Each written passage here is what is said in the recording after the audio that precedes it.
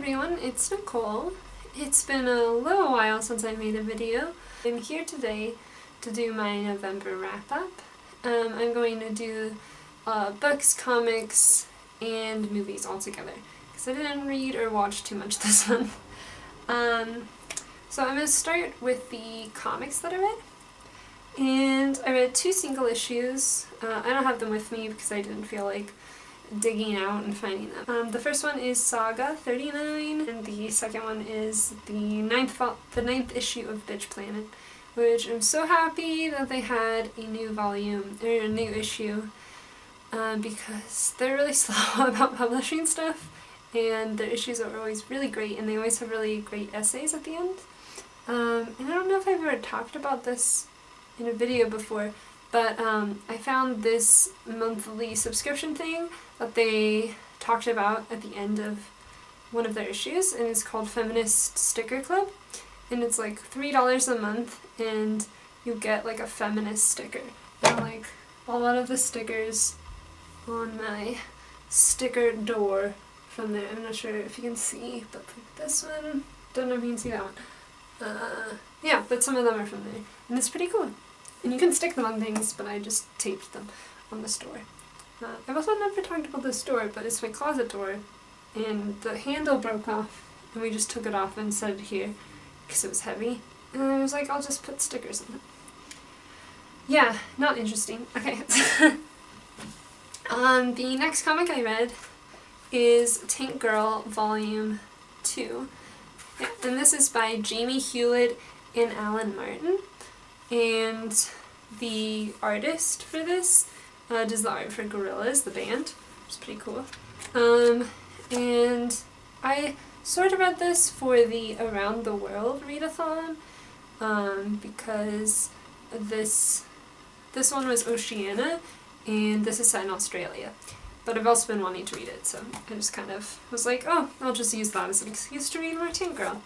And this is, if you don't know what this is about, which you should because it's great, it's about this punk girl with like a weird shaved haircut with just like a little tuft of hair, and she lives in Australia and has a kangaroo boyfriend and rides around in her tank and just like gets into mayhem and kills people. But yeah, it's really great. It's from like the 90s, I think, and they made it in Britain. This one has a lot of color issues, which is fun. There's a lot of trippy, weird stuff. There's a part where they go on a road trip with Jack Kerouac, which was really interesting. This one isn't really like a coherent plot. It's just kind of little adventures that they go on. Next, I'm going to talk about the books that I read. I have a special one first. This is my friend Emily Pinkerton's chapbook, Natural Disasters. It's from Hermeneutic Chaos Press, and it came all the way from India for me. But yeah, it's about natural disasters. The first book that I finished this month is this big one, The Snow Queen by Joan D. Vinge. Alright, so The Snow Queen is a sci-fi retelling of the Snow Queen folktale, which I actually didn't know about that until like midway through reading it, even though it's called The Snow Queen, and it's kind of obvious once you figure that out. Yeah, but it's a space opera, which is a sci-fi subgenre where it's like in space on different planets, and there's like space travel, and it's not like just like focused on one person. There's lots of characters, and I think that's my favorite kind of sci-fi, so I really liked it. And it was published in 1980, and yeah, it's about this world called Tiamat, which is low technology, and it's divided by 2 groups of people. They're the Summers, who don't use any technology, and the Winters, who love technology. And they have these creatures that live on their planets called mares. I think they sort of look like seals a little. And their blood, if you drink their blood, it makes you immortal. So the Winters want to slaughter them for their magical blood, and the Summers don't like that.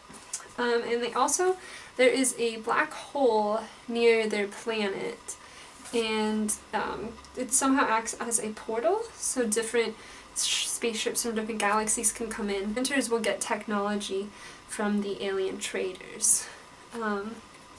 Yeah, but every 150 years the Black Gate, that's what they call it, closes, so all the off-worlders leave, and when that happens, then the Summers rule for 150 years until the gate opens again.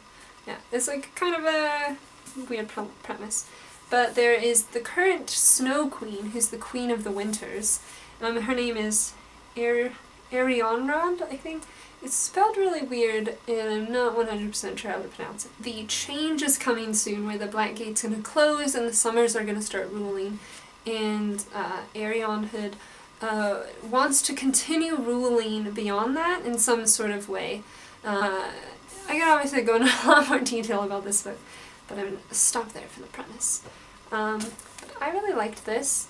There was a lot of really interesting and complex characters, really good world building, a lot of badass ladies, which is always fun. I was a little upset because my ship of two characters did not work out, and I was a little upset about that.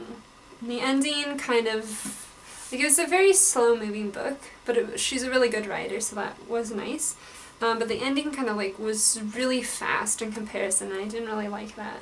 And the next book I read is one that I started reading a couple months ago and then kind of wasn't really feeling it, so I put it aside. And then I just picked it up the other day, so I felt like reading it again. And that is The Golden Gate by Vikram Seth. And this is a novel written in verse, which I never really read before, besides like the Odyssey and stuff like that. And this was published in the 80s, and Vikram Seth is a poet, and from the title, it is about San Francisco. It's about this like group of friends in San Francisco. They're all in like their later 20s, and their adventures on dating. Yeah, and it was really interesting to read a poetic novel. At first, you kind of got a little hung up on how everything was rhyming, and it was like hard to read it without hearing that. But after reading a couple of verses, you kind of start to tune that out. But it was a really beautiful book. It was really sad at the end. And the next book I read was Solaris by Stanislaw Lem, and this is the most hideous book cover that I own. This is the movie version of the book, and this is the only version they have for some reason, like everywhere. Like, I talked to the person at the bookstore and they're like, no, we've been trying to get another one, but like for some reason, like whoever has the rights won't let them change the book cover. But yeah, it's just like George Clooney kissing a lady, and I'm like, that's not what this book's about. Why is this the cover? But anyways, I read this book, well, I started reading this book for this class I took last year. Dogs are barking. And I got like 50 pages in, because it's really boring.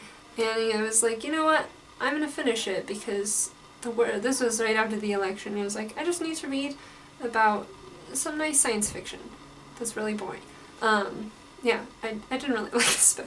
But basically, there's this guy, Chris Calvin, and he arrives on this planet called Solaris, where there's like this giant sentient ocean, and him and some other scientists are like experimenting on it and trying to figure out stuff about it, and basically like someone fell in the ocean, and then they like did an X-ray scan on it, and the ocean got a little angry, so it started, for everybody that's on the planet, it kind of creates somebody from your memory. So for Chris Calvin, it's like his old lover who like died, and they like seem very real, but they're not.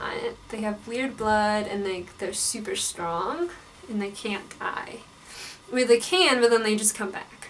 So it's about that, but he does this thing where, to give you information about the planet, the main character will just like read a book, and it'll just be him reading the book, and I'm like, that's really lazy. I've seen both versions of the movie. There's one that's in Russian from the 70s, and it's like way too long and boring. And then I saw the one with George Clooney, and it's terrible. So yeah, I don't know, I didn't like any version of this story. Yeah, but I would be willing to check out another Stanislaw Lem, because he's like the most widely translated science fiction writer. So that's pretty cool. And on to the last book I read. And this was one that I was really excited that was coming out this month. And that is Okay, a novel by Cool AD. Cool AD is a rapper. His real name is Victor Vasquez. And he was in the rap group Das Racist. You know about them? He's a really great rapper and I love him. And this is a novel he wrote that ties in with this 100-song album he put out, also called Okay. And this was a crazy book.